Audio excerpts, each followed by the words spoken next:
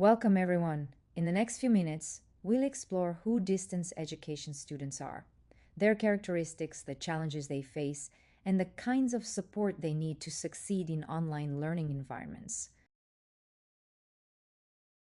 We'll explore what it means to be a non-traditional student and compare student profiles between traditional campus-based learning and distance education. We'll delve, thus, into what makes distance education students unique, their profiles, the obstacles they encounter, and the kinds of support that can truly make a difference in their learning journey compared to traditional on-campus higher education students. Let's have a look at this video for a first overview. Distance learners versus on-campus. Hey, if you've ever wondered what really sets distance learners apart from on-campus university students, you're not alone. I've dug into the research, and today I'm breaking down the big differences. So let's get into it. First off, when we talk about distance learners, think adults juggling jobs, parents raising kids, or people living miles from a campus. Studies show distance learners tend to be older than your typical undergrad. Many are working part-time, or even full-time, and a significant portion are first-generation college students. In contrast, on-campus students are more likely to be recent high school grads, often with fewer outside responsibilities. But it's not just age or background. Their learning needs are different too. Distance learners usually crave flexibility. They need to fit study around life, not the other way around. They want bite-sized modules, asynchronous discussions, and practical assignments they can apply right away. Meanwhile, on-campus students often thrive with more structure, scheduled lectures, group projects, and face-to-face support. Motivation also looks different. For many distance learners, the drive comes from career advancement or personal growth. They're investing in themselves, often at a significant sacrifice. On-campus students might be motivated by social experiences, campus life, and that classic milestone of earning a degree. But let's not gloss over the challenges. Distance learners report lack of time and higher levels of isolation. They miss out on those hallway conversations and impromptu study groups. They're also more likely to struggle with tech issues or difficulties accessing campus resources. On-campus students, on the other hand, face their own stressors, like balancing studies with the social whirlwind of university life. So, if you're designing digital education, keep these differences in mind. Distance learners aren't just on a different timetable, they're on a different journey altogether. Meeting them where they are can make all the difference.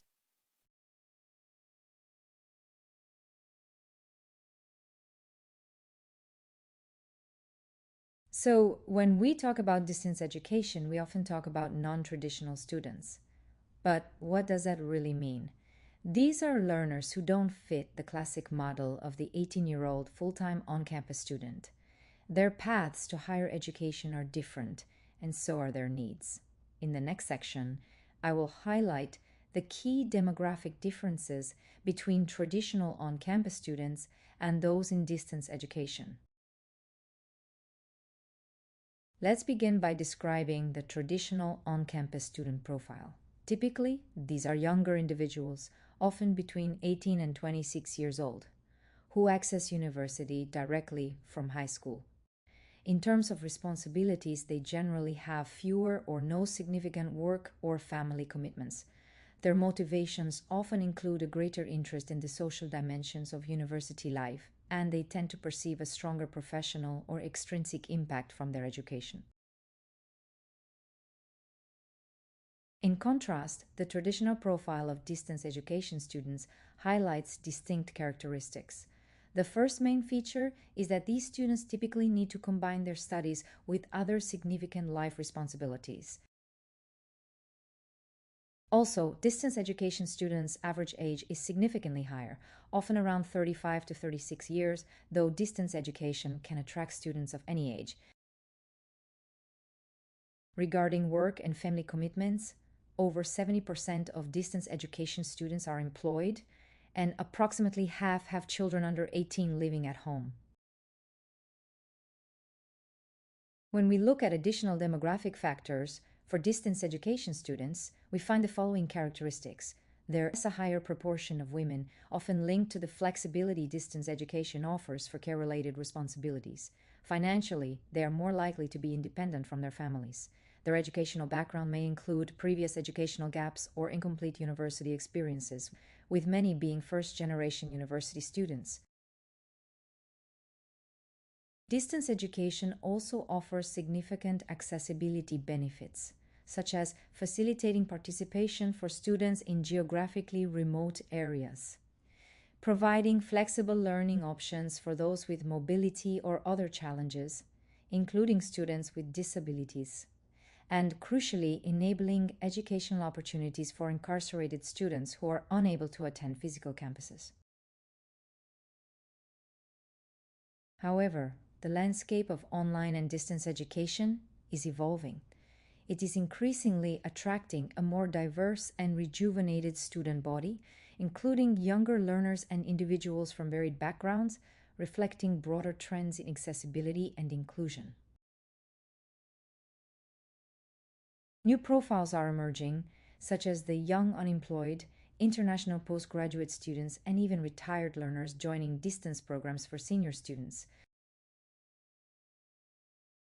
In short, distance education brings together a truly diverse and ever-expanding community of learners of all ages, backgrounds, and life circumstances. This diversity continues to grow. But these opportunities also come with challenges. Let's see now which are the main challenges that distance education students face. Despite benefits, students' challenges in online learning are significant, as evidenced by high dropout rates. Worldwide, in open and distance education institutions, like the Spanish National Distance Education University, UNED, these rates can range between 30% and 40%, or even higher in demanding programs like engineering. Let's delve into the institutional sources of challenges that distance learners may encounter, and where institutions sometimes fall. One key challenge is the lack of orientation, information, and guidance. Many students start without clear academic directions. They're unaware of the services available because of low visibility or poor communication with these services, or they don't receive a proper onboarding into online learning. The impact of these deficiencies is profound, leading to confusion, unrealistic expectations, and often early disengagement in their studies. Continuing with institutional challenges, significant technological gaps can be mentioned. Many students don't get enough support to build digital skills or study strategies. At the same time, platforms and tools are often not user-friendly or reliable, and when problems appear, technical support is limited. The impact is clear. Students end up frustrated, wasting time, and facing unequal learning conditions. Another critical area is deficiencies in administrative support. Administrative processes can also become a real obstacle. Students often lack clear guidance on things like enrollment, credit recognition, or certificates. On top of that, procedures in digital environments are sometimes complex or hard to access. And when they ask for help, responses from administrative offices may be slow or unhelpful. All of this can easily lead to frustration, delays in studies, and a sense that the institution is not really there for them. Course and pedagogical design can also be a big challenge. Too often, students face materials that are outdated, non-interactive, and not really suited for online learning. Additionally, there's an over-reliance on self-directed work, without sufficient scaffolding or formative feedback to guide them.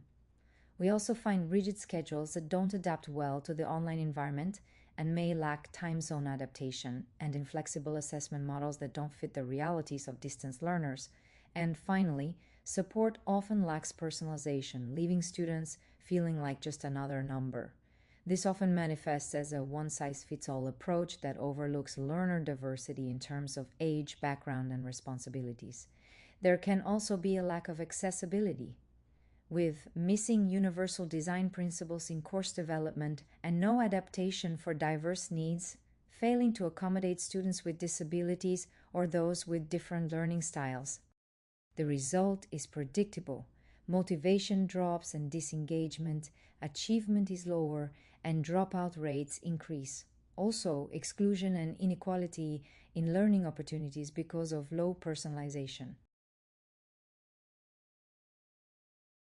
Another big challenge is weak support and communication structures. Students can feel they don't have access to the right academic, technical, or even psychological support adapted to online learning. Communication with teachers or administrative staff can be too limited or too infrequent, and feedback loops are often weak. Students' voices are not really taken into account into improvements. This combination leads to isolation, unmet needs, and a growing sense of mistrust in the institution.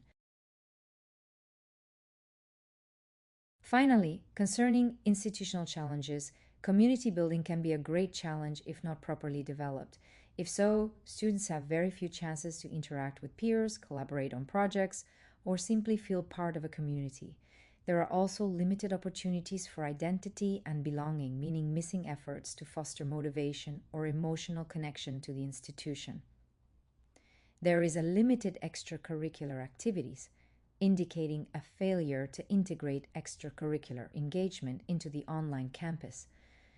Without these elements, students can feel disconnected and disengaged, making it much harder to persist in their studies, and well-being perception is reduced. Now let's shift focus to the individual factors contributing to difficulties and disengagement in online education. Non-traditional students often face educational and technological barriers. This can mean insufficient prior educational preparation, where students enter online programs without the foundational academic skills needed.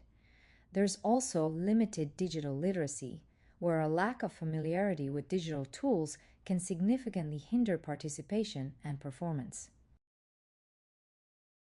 Regarding individual factors, time and self-management challenges are prominent. Time constraints are a significant hurdle. Many distance learners struggle to balance their studies with work, family, and personal responsibilities. In addition, poor planning, procrastination, and irregular study routines can reduce academic engagement and persistence over time. In the end, this lack of structure often becomes one of the leading causes of dropout in online education. Individual factors also play a big role. Many students come with ineffective study strategies. They don't have habits that really work in digital environments, like self-directed learning or active engagement with materials.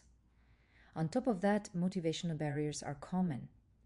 Low intrinsic motivation, relying too much on external rewards, limited self-confidence, academic anxiety, and even unrealistic expectations. All of these can quickly lead to disengagement. This brings us to the crucial topic of students' well-being, emphasizing that individual differences really do matter. In higher education, no two students share the same circumstances. Some balance jobs, others care for family, and many face personal or health-related challenges. That's why promoting well-being means going beyond a one-size-fits-all approach. It requires acknowledging diversity in students' needs and creating flexible systems that support not only their academic goals, but also their mental, emotional, and social health. In distance education especially, this holistic view of well-being can make the difference between persistence and dropout. Students' well-being is emerging as a new target for higher education institutions, with well-being units in traditional UK universities serving as an excellent example of a new institutional approach to student support. Well-being isn't just about mental health. As said before, it also includes social, emotional, and physical dimensions. International frameworks like the Ottawa Charter or the Healthy Universities movement highlight that supporting well-being is fundamental for students to engage fully, maximize their potential, and thrive in their studies. Well-being for all at all ages is a core element of Sustainable Development Goal 3 as part of the 2030 Agenda. We could say that to protect students' well-being, it's even more critical in online environments. In digital education, supporting well-being means helping students feel safe, connected, and empowered in online spaces. In this context, UNESCO defines digital well-being as the enhancement and improvement of human well-being in the intermediate and long term through the use of digital media. For its part, the European Council defines digital well-being as a feeling of physical, cognitive, social, and emotional contentment that enables all individuals to engage positively in all digital learning environments. This includes using digital education and training tools and methods to maximize their potential and self-realization, helping them to act safely online, and supporting their empowerment in online environments. What do students tell us about themselves? When we truly listen, they reveal not only their challenges, but also their motivations, aspirations, and concerns about their well-being. Students' voices are essential because they remind us that behind every statistic there is a real person with aspirations, difficulties, and strengths. In our research, we've placed students' well-being at the center, learning directly from their own voices. Let me now share some of the key results from our studies. The main objective of our research has been to identify success and risk profiles in distance education. When we talk about identifying students' success and risk profiles, what we really mean is understanding why some students thrive while others struggle. By looking at factors like learning strategies, motivation, and well-being, we can spot early risks and also see what drives success. This can help institutions act early, reduce dropout, and support students more effectively. This requires a more holistic support system, aiming to promote students' well-being, academic performance, and overall satisfaction.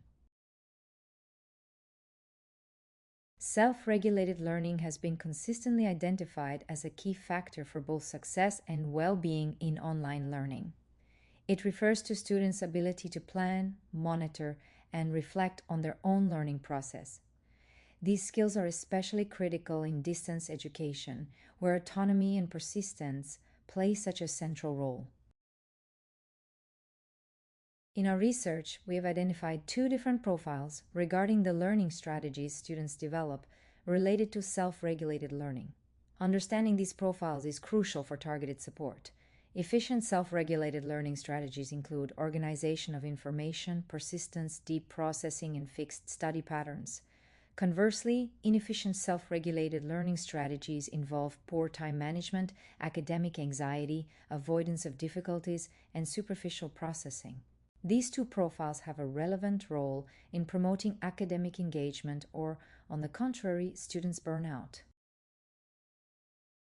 Students' engagement represents the degree of attention, curiosity, interest, optimism, and passion that students show when they are learning or being taught.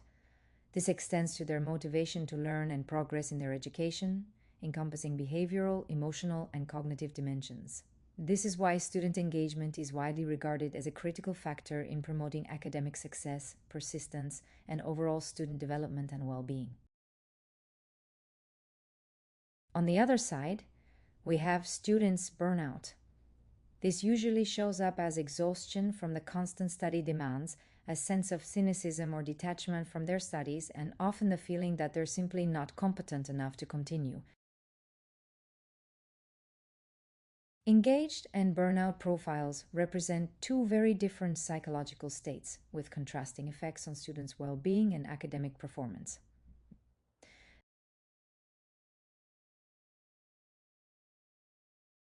Our research highlights that engagement and students' burnout are like two sides of the same coin. The engaged profile is characterized by, on the one hand, being enrolled in their desired career, showing intrinsic motivation and having a general perception of competence. On the other hand, engaged students use efficient self-regulated learning strategies, showing persistence and effort, deep processing, and active coping with difficulties. They exhibit sustained interest and positive emotions and well-being, and perceive themselves as being prepared for exams.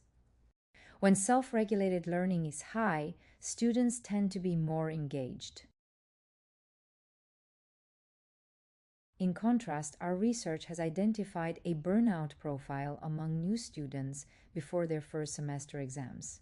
This profile is marked by a strong sense of academic burden, frequent procrastination and avoidance of challenges, high levels of anxiety and dissatisfaction with their studies, and a range of negative emotions and stress. When self-regulated learning is weak, students are more vulnerable to burnout.